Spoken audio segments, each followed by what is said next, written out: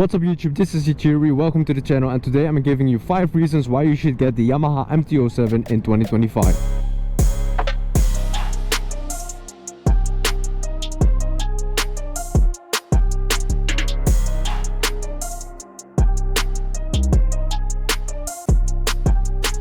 Starting off with reason number 1, the comfort. This bike has an upright seating position that feels natural. The handlebars are positioned just right and they're high enough to avoid putting pressure on your wrists or shoulders, but they still give you solid control without feeling like you're riding a cruiser because of how wide the handlebars are. The foot pegs are also positioned in a way that gives you a nice balance between riding sporty and riding relaxed. Yamaha claims to have gone for a more aggressive riding position. The handlebars are a little bit lower and closer to the rider compared to the previous model, but this bike is still very comfortable, and I barely noticed the difference between this model and the 2024 model, which I've tested a couple of months ago. Now I have to mention that the seat is bad in my opinion, so I do recommend to get the comfort seat option or something custom made even. I'm 186 centimeters tall, which is around 6'1", and I can say this bike fits me perfectly well. The seat height is 805 millimeters, and as long as you're at least 5'7", you're gonna be fine. Reason number 2 has to be the CP2 engine. Yamaha has been using this parallel twin ever since the first generation of the MT-07 was introduced back in 2014. And this engine quickly became popular because of its torquey character, bulletproof reliability, and amazing sound. And it's actually so famous for its sound that it was one of the main reasons I wanted it, and I watched those POV rides all of the time. Unfortunately, mine doesn't sound as good as those in the videos because it's getting choked by the Euro 5 Plus emission standards.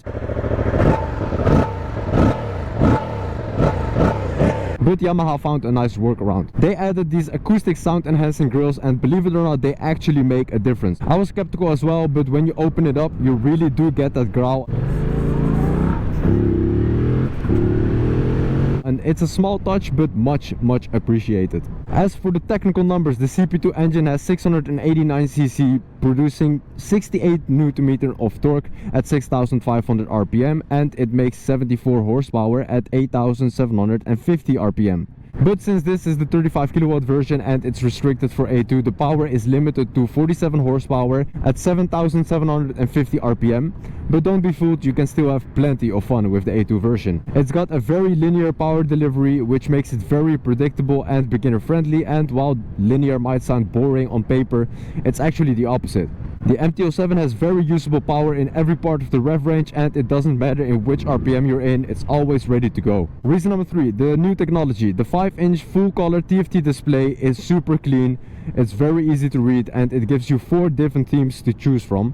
You control everything using the handlebar switches, which is a big step up over the 2024 model.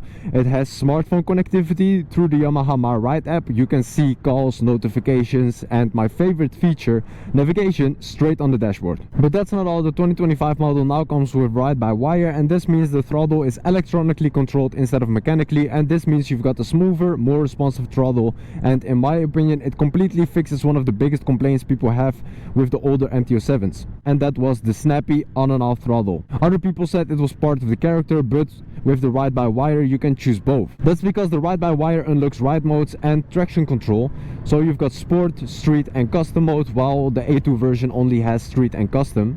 I've set my custom mode to the lowest power mode and the highest traction control, basically mimicking a rain mode. It makes a big difference, and especially while riding a bit calmer, because I get itchy when I'm riding in street mode. I'm like an addict. You can easily switch modes by rolling off the throttle and pressing this button. Traction control is another great feature that cuts the throttle off when it detects a loss of grip. It's not intrusive at all, and when it does, it's pretty subtle. But what might be annoying and even a deal breaker is the fact that you have to manually turn it off every time you want to go and do a wheelie. I can't do wheelies, so I don't, so it's not a problem for me. And lastly, the 4th generation MT-07 has self-canceling blinkers that turn off after 15 seconds. There it goes. It's a quality of life update, but I like it since I forget to turn mine off all the time. Some people hear this and they are gonna be like, oh yeah, back in my days, well, we rode motorcycles without ABS, traction control or any of that nonsense. We didn't even wear helmets, because riding a motorcycle that's more dangerous totally makes you cooler. The argument about having all that technology fail is also not bothering me because I've got 5 years of warranty. The fourth reason to get this bike is the handling. This bike is very flickable and lightweight to handle. Coming from the MT-125 that weighs 140 kg, I expected this bike to be heavy and slow. I couldn't have been more wrong, to be honest. It genuinely feels like I'm riding my MT-125. The weight completely disappears when you get on the throttle, and I guess that's true for every bike, but the MT-07 comes in at 184 kg, and that's very impressive considering all the upgrades Yamaha has done to this bike. And in the middleweight category, this is one of the lightest bikes you can get. They've mainly saved weight using the spin forged wheels that are already present on the MT-09. The bike's short wheelbase at almost 1400 mm, which is about 55 inches, also plays a big role in the handling, and it makes the bike very nimble in traffic and responsive in the corners. But the biggest improvement to the handling is thanks to the new suspension. Yamaha upgraded the base model suspension to 41 mm KYB forks, and the rear shock is adjustable for both preload and rebound dampening. The fact that the suspension is inverted basically means it's stiffer and better for hard riding. It's still comfortable for the street and it handles bumps just fine, but now it also has that confidence and control for beginner-friendly track days, which is something I'm looking into. Hold up, if you've enjoyed this video so far, drop a like and consider subscribing. I've got a lot more content coming up. At 1000 likes, I'll drop the MT-07 review as fast as possible, and we're almost at 1000 subscribers.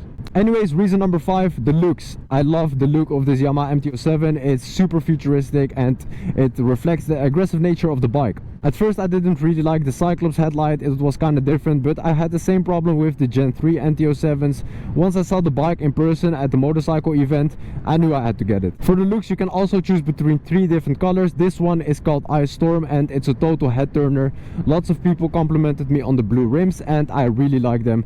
You also have Icon Blue and of course Tech Black. Reason number 6, which might be the most important, is reliability. I've owned this bike for 4 months, but Yamaha is one of the top ranking brands in terms of reliability. It's a Japanese bike, and on top of that, it's been around for more than a decade.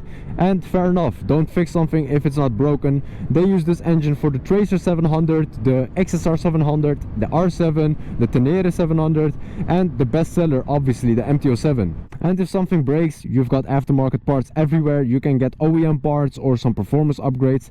They've even got this little mustache you can buy for the front, and apparently it helps with the downforce or something, but I highly doubt anyone is buying it because of that. Most people just think it looks cool. On top of that, MT-07 is so popular that it has a cult following. Like, if you ever get stuck with an issue, chances are somewhere on a forum, Discord, Facebook or Reddit, someone has already figured it out. Even on my Instagram, with a small following of 2.5k, yes, I'm rounding up, I've had people reach out and give me tips on what to buy and keep me up to date on the exhaust and the O2 sensor situation, so that's really nice. And last but not least, this bike is a bang for your buck.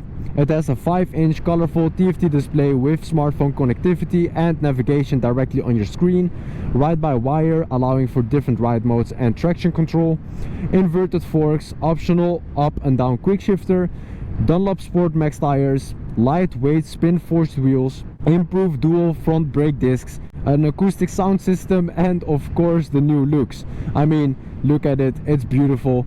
And all this for the price of 9,300 euro brand new, which is just a 300 euro increase compared to the 2024 model, and that puts Yamaha back on track to compete with the competition. Thank you guys for watching. Make sure to like and subscribe.